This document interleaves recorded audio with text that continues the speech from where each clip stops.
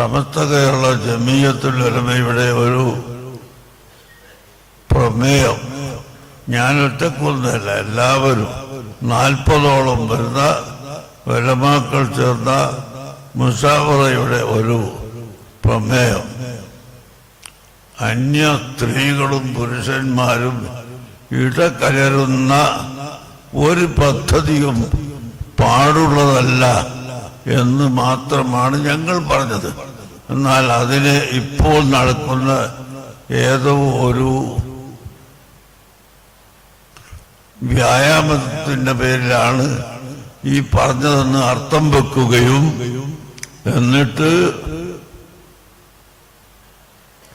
അത് ഞാൻ സമസ്തയുടെ ജനറൽ സെക്രട്ടറി എന്ന നിലക്ക് എൻ്റെ പേരിൽ മാത്രം പ്രസ്താവനയാക്കി മാറ്റി.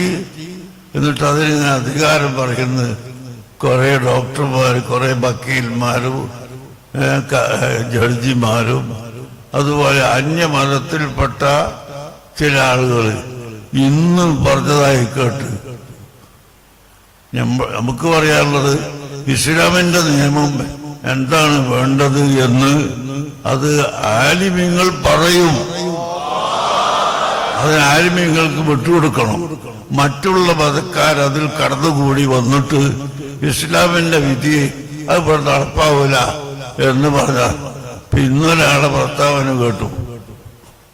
അയാളുടെ പാർട്ടിയിൽ തന്നെ അയാൾ ജീവിക്കുന്ന ജില്ലയിൽ ഞാൻ പത്രം എടുത്തു നോക്കി, ഏരിയ സെക്രട്ടറിമാരെ തെരഞ്ഞെടുത്തിരിക്കുന്നു 18 പേരെ. ഈ 18ഉം പുരുഷന്മാരാ, ഒരൊറ്റ പെണ്ണിനെയും അവർക്ക് കിട്ടിയിട്ടില്ല. ഈ 18 എണ്ണവും പുരുഷന്മാരാണ്. എന്തേ അവിടെ പെണ്ണുങ്ങളെ പരിഗണിക്കാതിരുന്നത്? എന്താണ് അവിടെ ഒന്നും പെണ്ണുങ്ങളെ പരിഗണിക്കാത്തത്? ഞങ്ങൾ പറയുന്നതിനിങ്ങനെ കുതിര കയറാൻ വരണോ? ഞങ്ങളെ മതത്തിന്റെ വിധി ഞങ്ങൾ പറയുന്നത് മുസ്ലിമീങ്ങളോടാണ്. അതുകൊണ്ട് മറ്റുള്ള മതങ്ങളുമായി ബന്ധപ്പെടണ്ടെന്നും കൂടണ്ടെന്നൊന്നും ഞങ്ങൾ പറഞ്ഞിട്ടില്ലല്ലോ. ഞങ്ങൾ ഇസ്ലാമിന്റെ വിധി പറയുന്നത് അത് മുസ്ലിമീങ്ങളോടാണ്.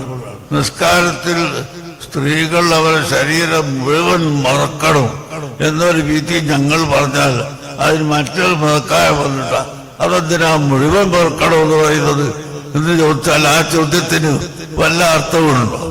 ഞങ്ങളുടെ മതത്തിൽപ്പെട്ട ഇസ്ലാം മതത്തിന്റെ നിയമമാണ് അന്യപുരുഷന്മാരും സ്ത്രീകളും ഒരുമിച്ച് കൂടാൻ പാടില്ല എന്ന്.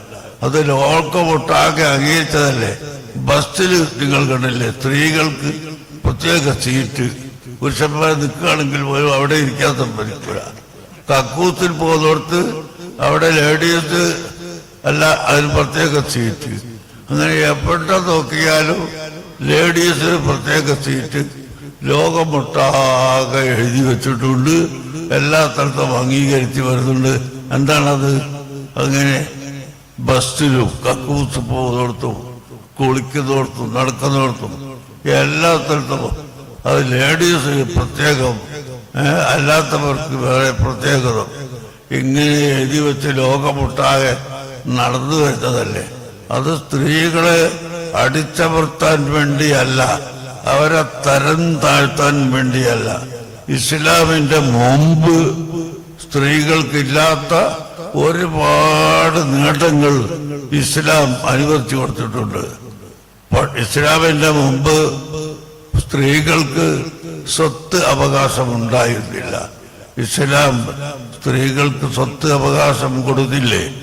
അപ്പൊ ഇസ്ലാം സ്ത്രീകളെ അടിച്ചമർത്തുകയല്ല.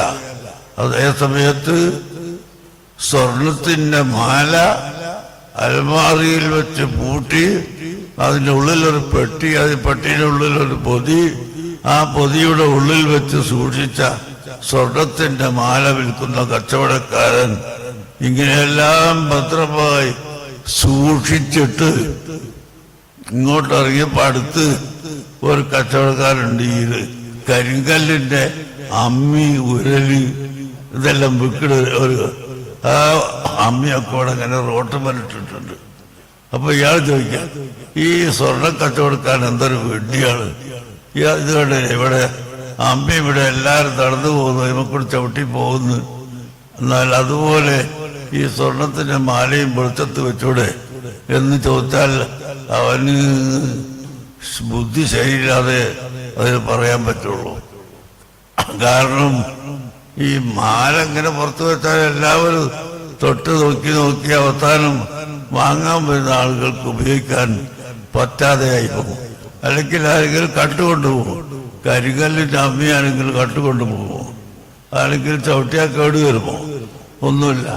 അപ്പൊ അങ്ങനെ സ്ത്രീകളെ സംബന്ധിച്ചിടത്തോളം അവരുടെ പാതിവൃത്തിയും അവരുടെ സംരക്ഷണവും നിലനിൽക്കുന്നതിന് വേണ്ടിയാണ് ഇസ്ലാം പർദ സമ്പ്രദായം വെച്ചിട്ടുള്ളത്.